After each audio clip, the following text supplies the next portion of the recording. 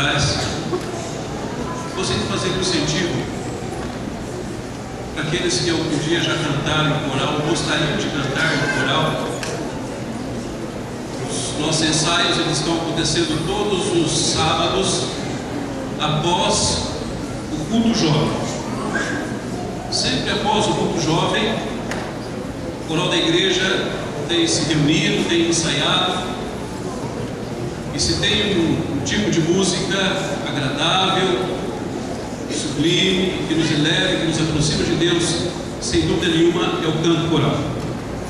Então possamos incentivar a igreja, jovens, pessoas de mais idade, aqueles que gostam de cantar solo, podem vir cantar no coral também.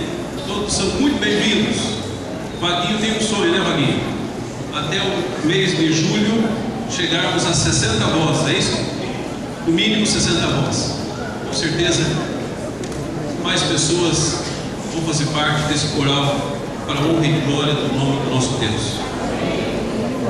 Quem diria que nessa semana o Brasil e o mundo iriam receber a notícia de um Papa argentino? Alguém sonhava com essa ideia? A gente podia pensar em qualquer coisa menos em um Papa argentino. Mas pastor, o que é que tem a ver o Papa com a Igreja Adventista do Sétimo Dia? Eu sei que quando uma notícia como essa, a eleição de um Papa, de um líder de influência, de poder como ele e outros são colocados ali, o mesmo quando o presidente assume a cadeira lá nos Estados Unidos, sempre isso traz algumas preocupações e uma certa comoção por parte de alguns, e sempre fica aquela dúvida: será que é ele que vai assinar o decreto legal? Será que é ele que vai aí dar o seu veredito para que os filhos de Deus sejam perseguidos? E às vezes preocupações como estas têm tirado o sono, têm tirado o sorriso, têm tirado a alegria de algumas pessoas viverem. Irmãos, se me perguntarem se é ele, a resposta é uma: eu não sei. Só sei de uma coisa: que o povo de Deus precisa estar preparado sempre. Hoje, agora, é o momento do nosso preparo. Se a perseguição vai começar logo, em alguns lugares ela já começou. Talvez não com tanta intensidade, mas já começou. Se vai ser agora, amanhã, depois, isso também não me preocupa. A minha grande e real preocupação é: será que a igreja de Deus, será que o povo de Deus está preparado para essas coisas? Pensando nisso, eu quero convidá-lo a abrir a Bíblia no livro de 1 Pedro, capítulo 5, e o verso de número 7. Muitas vezes, com o coração perturbado, preocupado, muitas vezes as incertezas da vida batem à porta dos nossos corações e nos perguntamos: será? Eu quero meditar com vocês 1 Pedro 5, verso 7, quando aqui na Bíblia diz assim: lançando sobre ele, ou lançando sobre a pessoa de Jesus Cristo, toda a vossa ansiedade, porque ele tem cuidado de vós. Se você está preocupado, se alguma coisa tem tirado a tua alegria, se você não tem dormido direito,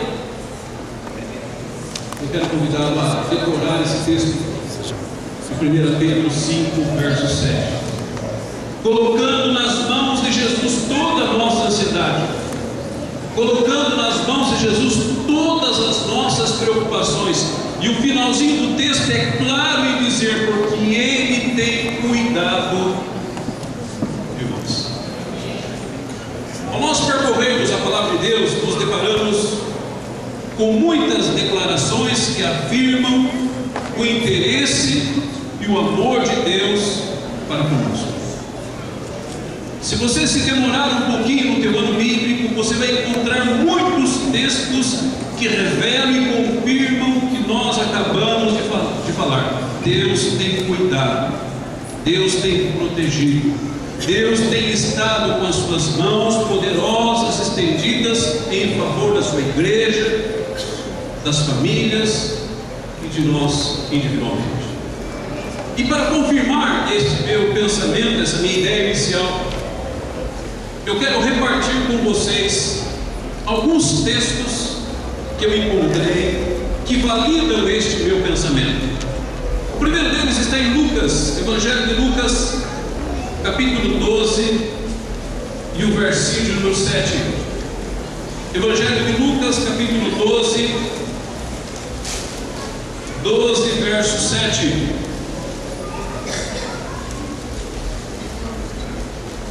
Para ver como Deus nos conhece profundamente, mais do que nós mesmos nos conhecemos. Aqui diz em Lucas 12 e o versículo número 7 que até os cabelos da vossa cabeça são o quê? Contados. E diz aqui: não temais, não temais, até os cabelos, ou até mesmo aqueles que já caíram. Deus sabe, Deus conhece. E o texto é claro em dizer: não temais. Um outro texto oportuno para esse momento, Salmo 56 e o versículo número 8. Salmo 56 e o verso de número 8 diz: 56, Salmo 56 e o verso 8.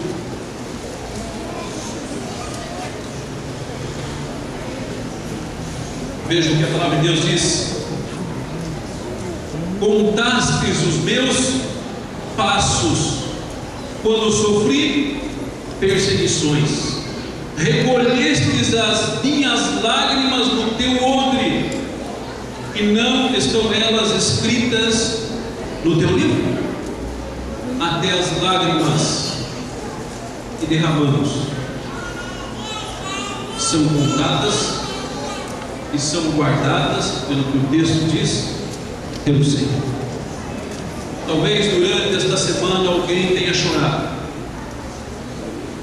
Talvez durante esta semana alguém tenha se sentido angustiado. Mas o texto diz com todas as letras que até os nossos passos são contados. Quando nas perseguições, quando nas aflições, até eles são conhecidos de Deus. E as lágrimas que derramamos, elas são guardadas pelo Senhor.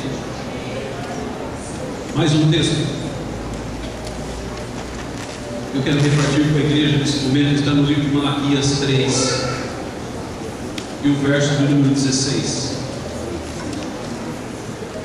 O último livro do Velho Testamento, Malaquias 3 e o versículo número 16.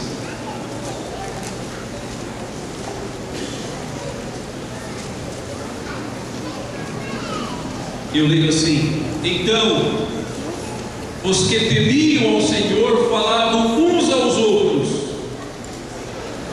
Vejam o que aqueles que temem a Deus, que confiam em Deus, que são dirigidos pelo Pai, o que eles falam uns aos outros. Diz o texto: falavam então uns aos outros. O Senhor atentava e ouvia. Havia um memorial escrito diante dele para aqueles que o temem, para aqueles que temem ao Senhor e para aqueles que se lembram do seu nome. Irmãos, um livro é reservado para aqueles que temem ao Senhor. Diz aqui com todas as letras que o Senhor registra os pensamentos de nossa meditação. Há um memorial escrito diante dele para aqueles que temem ao Senhor que se lembram do seu nome. Você já parou para pensar como Deus realmente nos conhece? Até os nossos pensamentos, tudo escrito, tudo relatado, até os nossos pensamentos. Eu quero ainda repartir com vocês um outro texto no livro de Salmos, Salmos 37 e o verso de número 23. Salmos 37 e o versículo número 23 diz que o Senhor firma os passos do homem bom e no seu caminho se compraz. O Senhor firma os passos daqueles que têm o coração bom. Ele confirma os nossos passos quando andamos, quando saímos pelos caminhos da vida. Podemos ter a plena e real certeza que não estamos sozinhos. O Senhor está ao nosso lado, amém? Livro de Isaías 65. Isaías 65 e o verso de número 24. Isaías 65 e o verso 24 diz: e será que antes que clamem, eu responderei, estando eles ainda falando, eu os ouvirei. Como é bom, irmãos, ter esta certeza. Vivemos num mundo indiferente, num mundo competitivo, né, Luiz? Vivemos num mundo onde uns tentam fazer os outros de escada, querem subir na vida, não importando em quem vão pisar e o que vão fazer. Mas o texto de Isaías 65, verso 24, diz que o nosso Deus, Ele ouve o clamor, Ele ouve as nossas súplicas, e todas as coisas, conforme Romanos 8, verso 28, contribuem juntamente para o bem daqueles que temem e amam a Deus.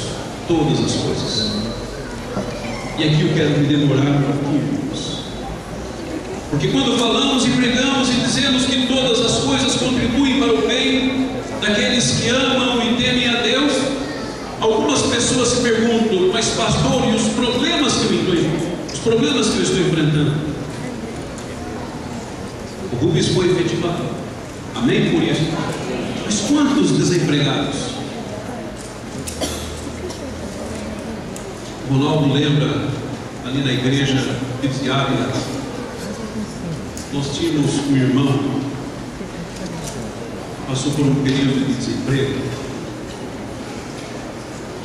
e um dia eu encontrei aquele irmão mexendo nos lixos, nos sacos de lixo. Eu falei: mas meu irmão, o que você está fazendo? Pastor, eu tenho que levar comida para os meus filhos. Ele não estava juntando comida no lixo, não. Ele estava pegando latinhas. Eu sei que as lutas, os problemas que muitas vezes alguns irmãos enfrentam são grandes, são terríveis. E às vezes nós quase caímos com os fardos que muitas vezes são colocados em cima dos nossos ombros. Mas a Bíblia diz em Romanos 8, 28, que todas as coisas contribuem juntamente para o bem daqueles que temem e amam a Deus. Talvez no momento nós não tenhamos todas as respostas, nós não conseguiremos responder a todos os porquês da vida. Por que de tantas lágrimas, por que de tanto sofrimento, por que de tanta angústia? Mas quando estas coisas terminarem, nós olharemos para trás e diremos: valeu a pena persistir um pouco mais, valeu a pena. As coisas passadas aqui nesse planeta, os problemas enfrentados pelas famílias, as angústias que nos tiram o sono, as coisas que nos martirizam e nos trazem pensamentos negativos em nossa mente, estas coisas, depois de passadas, nenhuma delas ou todas elas vão se comparar com aquilo que Deus está preparando para aqueles que o amam. E a Bíblia diz que aquilo que jamais subiu ao coração de um mortal, aquilo que as mãos jamais tocaram, aquilo que os pés jamais pisaram, aquilo que os lábios jamais pronunciaram, aquilo que você jamais imaginou e pensou, é o que Deus tem preparado para aqueles que o amam. Mas o texto de Filipenses 4:19,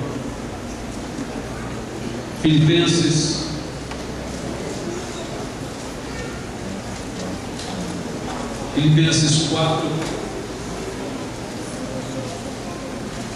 e o versículo número 19, que diz: e o meu Deus, segundo a sua riqueza em glória, Ele há de suprir em Cristo Jesus cada uma de vossas necessidades. Nosso Deus, conforme as suas misericórdias, Ele vai suprir, não é parte das nossas necessidades, ou algumas das nossas necessidades, mas todas as nossas necessidades.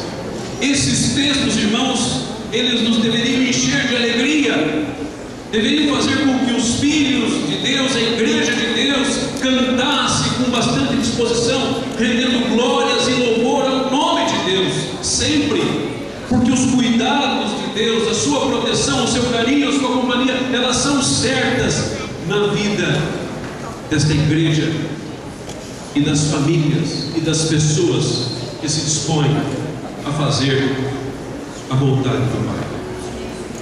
Eu coloquei aqui nos meus apontamentos que, infelizmente, mesmo sabendo de todas estas coisas que lemos, muitas pessoas conhecendo esses versos e tendo os mesmos sublinhados em suas Bíblias, mesmo assim, algumas pessoas ainda duvidam do interesse de Deus. É assim. Algumas pessoas, mesmo da igreja, elas têm duvidado do interesse de Deus, ou da maneira como Deus pode prover as necessidades materiais. E pegando este gancho, eu quero fazer aqui com vocês uma breve análise do livro de Êxodo 16. Êxodo 16, eu vou ler o verso 4. Veja, quando falamos de que Deus pode suprir as nossas necessidades, e que Deus cuida de nós, e que Deus nos ama e se preocupa com os seus filhos, e quem sabe para banir da mente de alguns a dúvida, eu quero me valer desse texto de Êxodo 16, verso 4, primeira parte. Então disse o Senhor a Moisés: eis que vos farei chover do céu o quê? Pão. Se os portugueses e aqueles que têm as panificadoras, porque os melhores pães, as melhores panificadoras de São Paulo, elas são dos portugueses. Se os portugueses conhecessem melhor esse texto, eles iriam ficar muito chateados, porque são eles os que produzem e vendem pães. Mas Deus, cuidando do seu povo lá no deserto, Ele disse a Moisés: olha, Moisés, eu vos farei chover pão do céu. Mais ainda, mostrando a maneira milagrosa, contra todas as possibilidades humanas, Deus diz: olha, não se preocupe, o vosso pão ele será o quê? Certo. Ainda nesse texto, no verso 4 diz: e o povo sairá e colherá diariamente a porção de cada dia. Primeiro Deus vai chover o pão do céu, e Ele diz: é para cada dia. Diariamente a porção vos será dada a cada dia. Também no verso 19, agora, também do livro de Êxodo 16, Agora o verso 19 a 21 diz: E disse Moisés ao povo: ninguém deixe dele para a manhã seguinte. Eles, porém, não deram ouvidos a Moisés, e alguns deixaram o maná para a manhã seguinte. Porém deu o quê? Bichos, que cheiravam mal. E Moisés se indignou contra eles e disse: colhiam-nos, pois, amanhã após manhã, cada um quanto podia comer, porque em vinho o calor se derretia. Em outras palavras, eles tinham que confiar nas provisões de Deus. Eu quero fazer agora uma pergunta. Este milagre deste pão que caía do céu, que era dado todo dia, e na sexta-feira era dada uma porção de prato.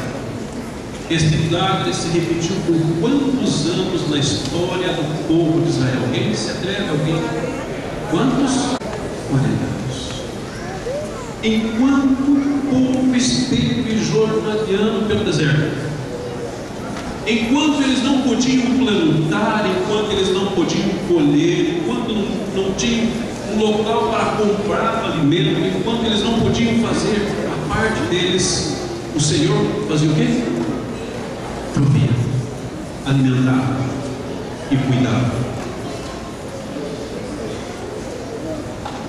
Eu quero finalizar lendo aquilo que está no capítulo 17, os versos 3 a 6. Êxodo 17, os versos 3 a 6. Aqui diz: tende aí o povo, este povo está com sede de água. Diz aí o texto: murmurou contra Moisés e disse: por que nos fizeste subir do Egito para nos matar de sede, a nós e aos nossos filhos e aos nossos rebanhos? Verso de número 4. Então clamou Moisés ao Senhor: que farei com este povo? Eles só faltam me apedrejar. Respondeu o Senhor no verso 5 para Moisés: passa diante do povo, toma contigo alguns dos anciãos de Israel, leva contigo em tua mão o bordão com que feristas o rio que vai. Eis que estarei ali diante de ti sobre a rocha de Horebe. Ferirás a rocha e dela sairá o quê? Água, e o povo beberá. Moisés assim o fez na presença dos anciãos de Israel. Até água, irmãos, quando o povo tinha sede. Imagine chegar alguém aqui com um cajado, com um bordão, e começar a bater aqui na parede ou nas rochas, nas pedras por aí, e começar a sair água para saciar a sede. Imagine você levantar amanhã cedo e não ter preocupação de ir lá no mercadinho, lá na padaria, comprar um pãozinho, leite para comer. Imagine. Era esta a realidade do povo de Deus. Estas verdades deveriam fazer com que nós, que estamos vivendo hoje no século 21, nos enchêssemos de alegria, de certeza de que o mesmo Deus que esteve com o seu povo no deserto é o mesmo Deus que está conosco hoje, amém? Amém. E estas verdades deveriam fazer com que a igreja cantasse com bastante alegria, glória e louvor ao nome do nosso Deus. O coral vai cantar agora. Enquanto o coral estiver cantando, se você, de alguma maneira, tem recebido as provisões de Deus, o cuidado de Deus em sua vida, se você quiser unir a sua voz às vozes do coral, cantando glórias e louvor ao nome de Deus pelos seus cuidados, pela sua proteção e pelo seu amor dispensado a cada um de nós, esse é o momento de nós nos colocarmos em pé e cantarmos também com alegria, darmos glória e rendermos louvor ao nome do nosso grande e e tem cuidado de cada um de nós. Amém.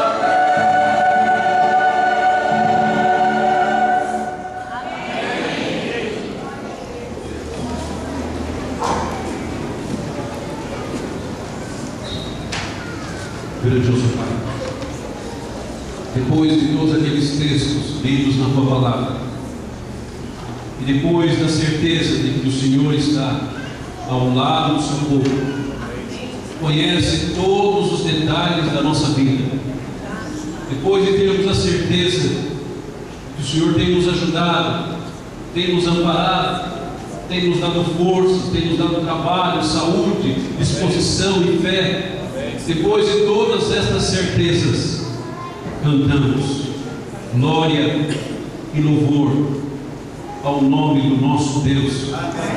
O Deus que nos ampara, o Deus que nos guia, o Deus que nos protege, o Deus que nos perdoa. Glória, honras e glórias ao Teu santo e maravilhoso nome. Queremos, bom Deus, sairmos da Tua igreja nesta manhã com essa certeza de que o Senhor conhece tudo em nossa vida. Até quantos cabelos nós temos? Até quantos já caíram? E é o Senhor que diz que tudo contribui para o bem daqueles que temem e amam a Deus. Que nós possamos temer verdadeiramente a esse Deus bondoso e maravilhoso. Que nós possamos amar verdadeiramente a esse Deus. E que o nosso caminhar seja sempre ao Teu lado e agradável diante dos Teus olhos. Despede-nos em paz, em nome de Jesus. Amém. Que Deus te abençoe, que Deus te guarde. Amém.